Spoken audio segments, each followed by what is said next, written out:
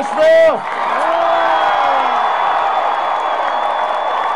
Thank you so much. Thank you. Thank you. Thank you.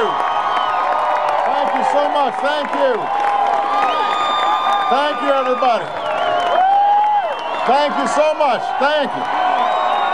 Let me first of all just say what a spectacular place to be here in Asheville, North Carolina.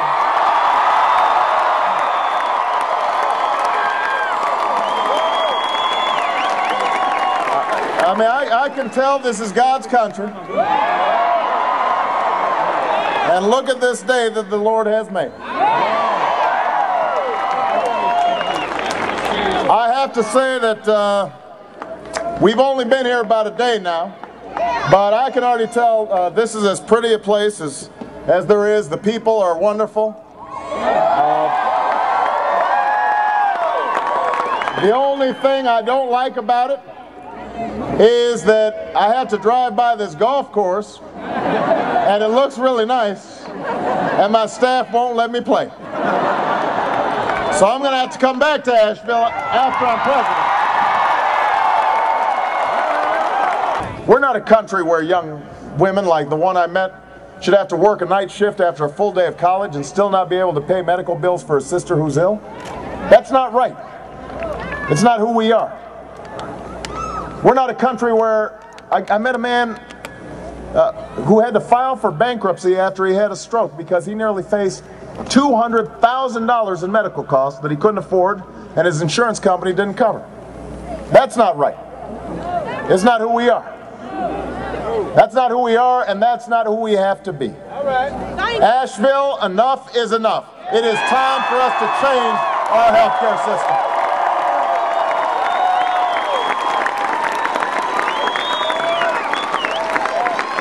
I understand that at this moment, when we stand in the midst of the most serious economic crisis since the Great Depression, some might ask, how can we afford to focus on health care? Major financial institutions have collapsed. Families across America are struggling. It's clear that the rescue package we passed in Congress isn't the end of what we need to do to fix our economy. It's just the beginning. Because contrary to what Senator McCain says, the fundamentals of our economy are still not strong.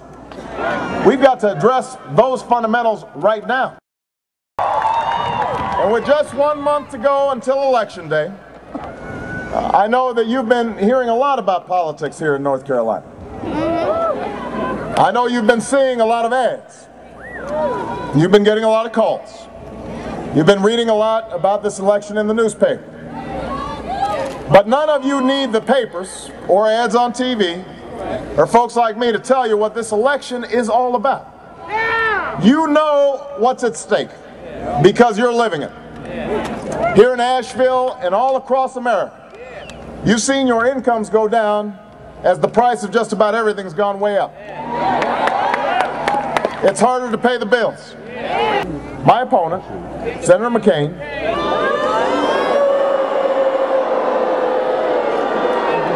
his campaign, I want y'all to listen to this. His campaign has announced that they plan to, and I quote, turn the page on the discussion about our economy and spend the final weeks of this campaign launching swift boat-style attacks on me. Whether your job will be there a month from now, you can't ignore the economy. You're worrying about whether you can pay your mortgage and stay in your house. You can't turn the page and be distracted from the economy. In 30 days, you are going to elect the next president, and you deserve and you need a president who's going to wake up every single day and fight for you, fight for the middle class, fight to create jobs and grow our economy again. I'm going to keep on talking about the issues that matter. I'm going to keep on talking about the economy. I'm going to talk about health care. I'm going to talk about education. I'm going to talk about energy. I'm going to keep on standing up for hard-working families who aren't getting a fair shake in this economy.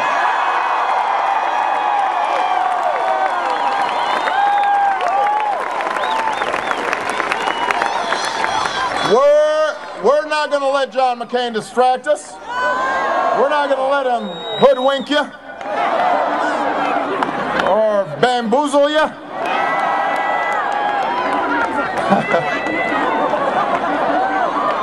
We're not going to let him run the okey doke on you. Y'all know about the okey doke here in Asheville, North Carolina? The American people are too smart for that because they want to move this country forward, and that's why I'm running for president of the United States.